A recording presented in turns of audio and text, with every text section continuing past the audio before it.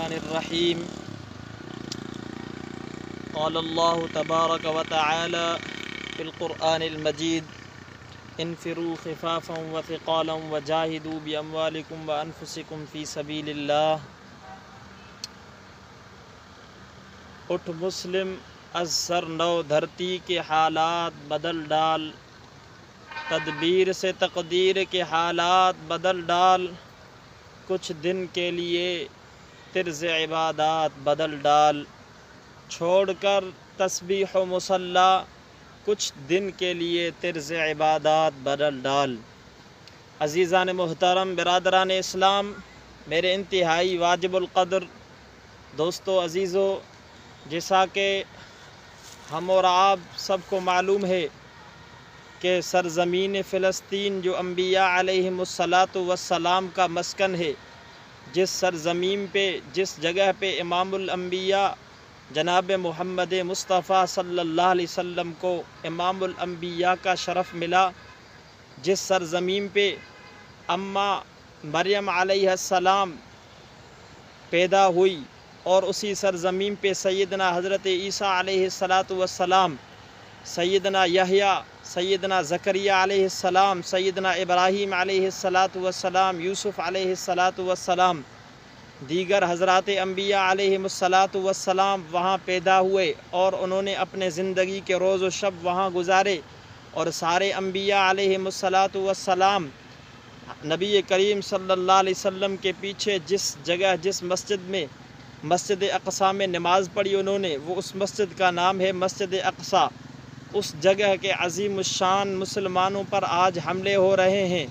اور حملے کرنے والے جو ہے بنی اسرائیلی، اور ان کے ساتھ برطانیہ، امریکہ، فرانس اور بھارت کے مودی،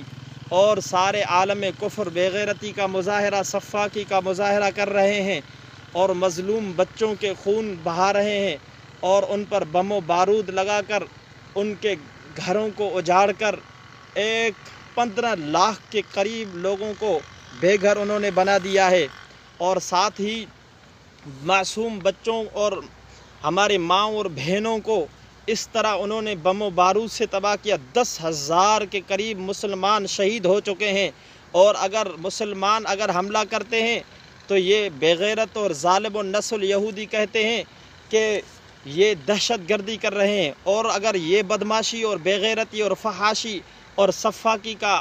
مظاہرہ کریں تو پھر وہ اپنے غیرت اور اپنے لیے کر رہے ہیں۔ اللہ ان کو ذلیل کرے، اللہ تعالیٰ ان کو رسوا کرے۔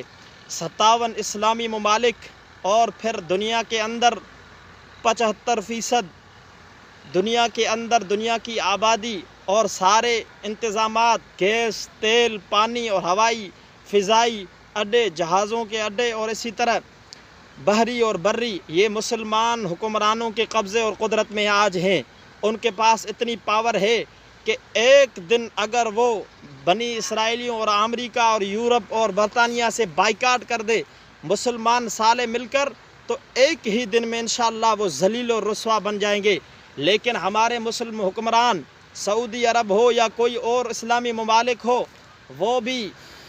اس دور کے اندر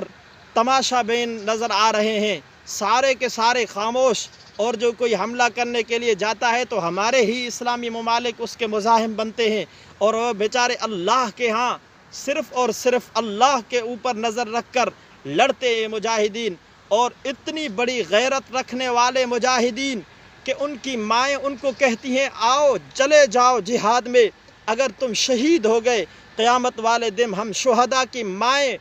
بلائی جائیں گی، شہداء کی ماں ہمیں کہا جائے گا، اور جاؤ فلسطین کی اس مسجد اقصیٰ کے تحفظ کے لیے جو اللہ کا گھر ہے، جو قبلہ اول ہے، جاؤ وہاں اپنی جانیں نچھاور کر دو، خون بہاؤ۔ اور میں ان مسلم ماؤں کو، بہنوں کو، بچوں کو، بوڑھوں کو سلام پیش کرتا ہوں، او مجاہدین، ہماری دل، ہماری زبان، ہمارے جسم و جان آپ کے پاس ہے۔ انشاءاللہ تعالی ہم آج بھی امت مسلمہ کے حکمرانوں سے التجا کرتے ہیں، التماس کرتے ہیں، یا تو خود اپنے افواج کو وہاں بھیج دیا جائے، اور اپنی ساری توانائیوں اور طاقتوں کو ان عالم کفر پر خرچ کیا جائے، ورنہ اگر آپ نہیں کر سکتے ہو، اگر آپ امریکہ اور اسرائیل اور یورپین دنیا کے غلام بن چکے ہو، غلام ابن غلام بن چکے ہو، تو پھر انشاءاللہ مجاہدین تیار ہیں، ان مجاہدین کے لیے راستے کھول دے انشاءاللہ تعالی۔ پھر ہم دیکھتے ہیں کہ یہ بنی اسرائیل ہوتے کون ہیں، جو بزدل اور بے شرم، جو خنزیر و نسل ہے، جن کو اپنے ماں اور بہن کی تمیز نہیں ہے، زانی و نسل ہے، وہ کس طرح مسلمان